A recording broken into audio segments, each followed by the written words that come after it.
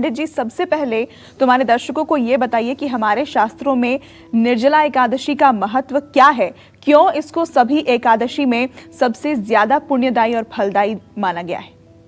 देखो, नाम से ही प्रतीत होता है निर्जला का मतलब कि जिसमें पानी न हो, निर्जला का मतलब कि जो बिना पानी के हो।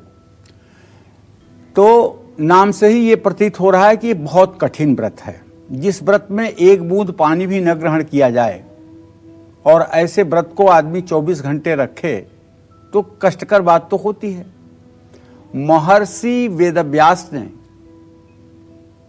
ये द्वापर युग की बात है, भीमसेन को बताया था कि आप एकादशी का, निर्जला एकादशी का ज्येष्ठ के महीने में व्रत करें। ऐसे में निर्जला एकादशी का व्रत करना बहुत कठिन होता है। इस व्रत में पानी पीना तो छोड़िए, पानी छूने की भी मनाही होती है। ये व्रत हमें जल संरक्षण का संदेश भी देता है। इस एकादशी का व्रत करने से बाकी जो 23 एकादशियां हैं, अगर उसमें आप अन्न भी खाते हैं तो भी वो दोष दूर हो जाता है। इसी एकादशी को भीमसेनी भी कहते हैं।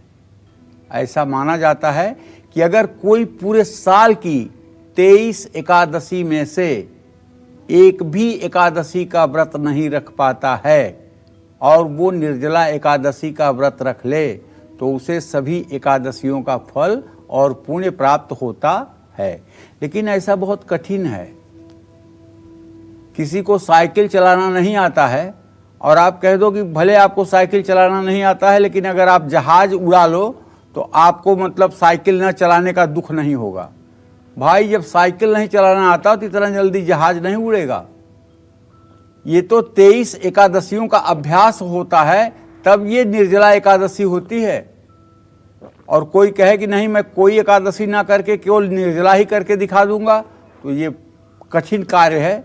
असंभव तो नहीं है, लेकिन कठिन कार्य है। मनुष्य के परिवार पर भगवान श्री हरि विष्णु की हर समय कृपा बरसती है जो लोग निर्जला एकादशी का व्रत करते हैं। जो लोग व्रत नहीं करते हैं उन्हें भी भगवान श्री हरि विष्णु का पूजन करना चाहिए।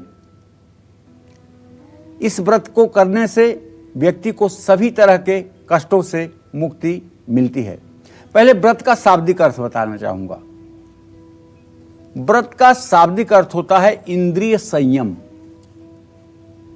देखो, एक तो होता है व्रत, एक होता है उपवास। उपवास उसे कहते हैं जिसमें हम कुछ ग्रहण नहीं करते हैं, कुछ खाते नहीं, कुछ पीते नहीं, कुछ शरीर को संचालित करने वाली चीज़ों को ग्रहण नहीं करते, उसको कहते हैं उपवास।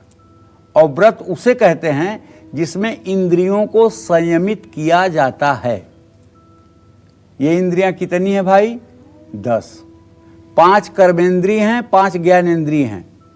ज्ञानेंद्रिय में क्या क्या आती है? आँख, नाक, कान, मुंह, त्वचा, ये 5 जो है ज्ञानेंद्रियां हैं। कर्मेंद्रिय क्या है?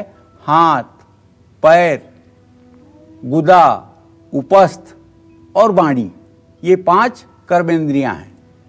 अगर कर्म करना है तो पैर से चलना पड़ेगा, कर्म करना है तो हाथ से कुछ उठाना पड़ेगा, कर्म करना है तो मुंह से कुछ बोलना पड़ेगा। रस, रूप, शब्द, स्पर्श और गंध, ये 5 विषय हैं ज्ञानेंद्रियों के। तो जो व्यक्ति एकादशी का व्रत करता है वो अपना इंद्रिय संयम कर लेता है। उसकी इंद्रियां संयमित होती हैं। इंद्रिय संयम का क्या लक्षण है?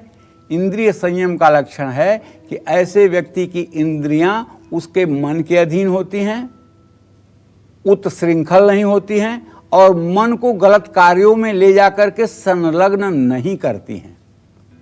और सीधी सी बात है, मन एवं मनुष्याणाम कारण बंध मोक्षयो। मनुष्य के जीवन के पतन और उत्थान का सिर्फ एकमात्र और मात्र कारण है उसका मन। अगर मन ठीक है तो उत्थान से कोई रोक नहीं सकता। अगर मन इंद्रियों के वशीभूत है, विषय वासनाओं के वशीभूत है, तो पतन से भी कोई न रोक पाएगा। तो एकादशी का व्रत करने वाले सभी व्यक्तियों के हर प्रकार के मनसा वाचा कर्मणा पाप धुल जाते हैं। एकादशी के उपवास को द्वादशी के दिन सूर्योदय के बाद ही खोला जाता है। एकादशी तिथि आज दोपहर 12:04 तक है और इसकी पारणा का समय कल सुबह 8:10 पर है। देखिए, अगर एकादशी चाहे आज 1 ही घंटे होती सूर्योदय के बाद, तब भी एकादशी आज ही मानी जाएगी, क्योंकि 10वीं विद्या एकादशी कभी नहीं मानी जाती। अगर 10वीं सूर्योदय के बाद 10 मिनट तक हो और पूरे दिन पूरी रात एकादशी हो, तब भी वो एकादशी की मान्यता नहीं होगी, वो एकादशी व्रत के रूप में मान्य नहीं होगा। ऐसा हमारे निर्णय सिंधु का मत है।